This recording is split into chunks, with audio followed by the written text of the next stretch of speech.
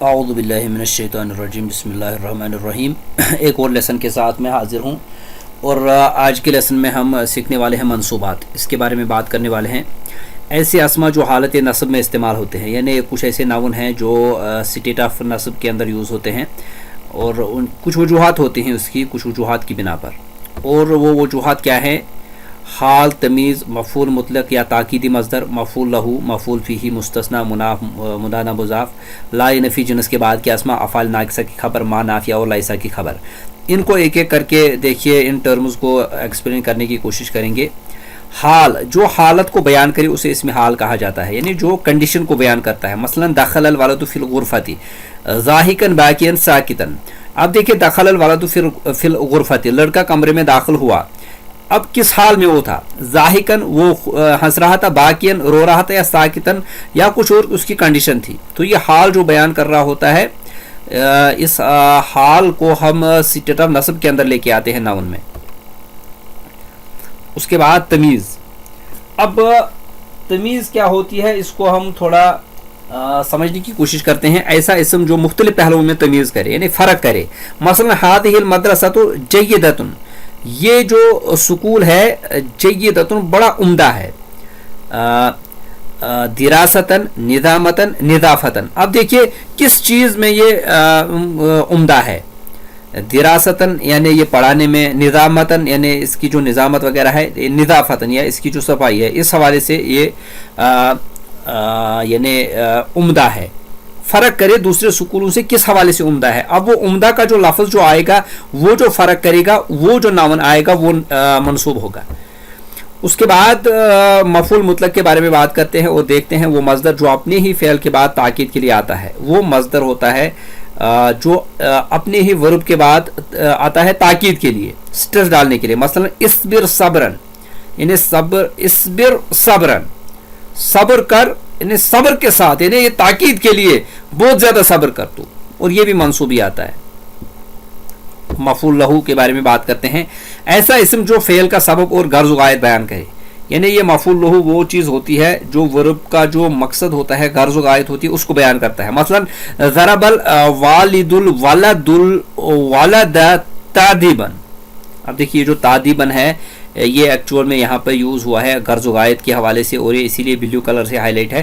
ضرب الوالد الولد تعدیبا، یعنی مارا والد الولد، باپ نے بیٹے کو مارا، تعدیباً یعنی غرض و غایت یہ تھی کہ وہ اس تعدیب کے لیے اس نے اس کو ڈانٹا ہے، مارا ہے، اور یہ منصوب آئے گا۔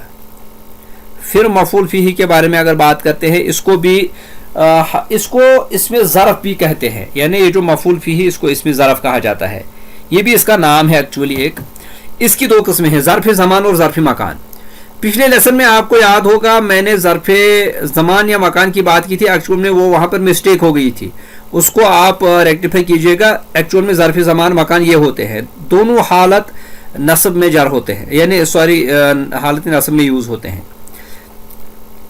ظرف زمان یعنی وہ جو جگہ کا تعین کرتا ہے، کسی ٹائم کا تعین کرتا ہے، اور ظرف مکان وہ ہوتا ہے جو کسی جگہ کا، مکان کا تعین کرتا ہے۔ مثلا انتظرتک،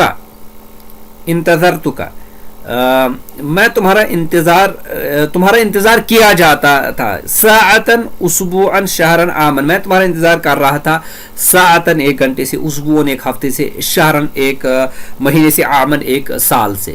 اب یہ جو ظرف مکان آ رہا ہے، یہ جو بریکٹس کے اندر لگایا گیا ہے، یہ ظرف زمان آ رہا ہے، یہ منصوب اسٹیٹ میں یوز ہوگا۔ ظرف مکان کی بات کریں، جلسنا امام المعلم، ہم ٹیچر کے سامنے، یعنی وہاں پر ہم بیٹھے ہیں۔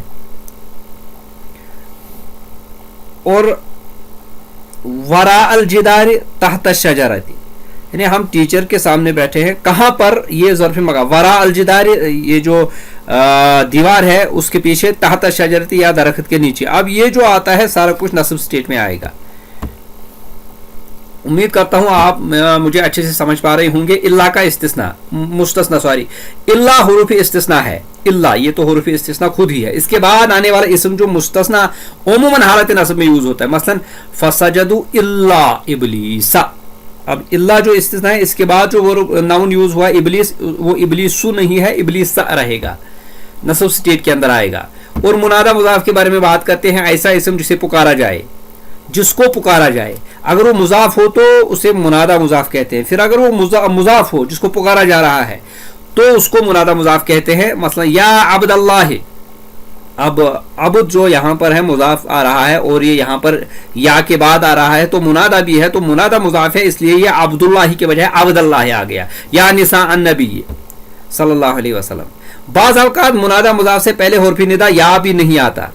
یہ بھی یاد رکھیں, کبھی کبھی یا بھی نہیں آتا. ایسا نہیں کہ یا آئے گا تو پھر حرف ندا ہے, کبھی کبھی یا بھی نہیں آتا اس سے پہلے. مثلا ربنا آتنا فی الدنیا حسنتن. اب دیکھیے حسنتن جو آ رہا ہے اس کے آگے یا نہیں آ رہا ہے, تو یہ بھی نصب سٹیٹ کے اندر آئے گا.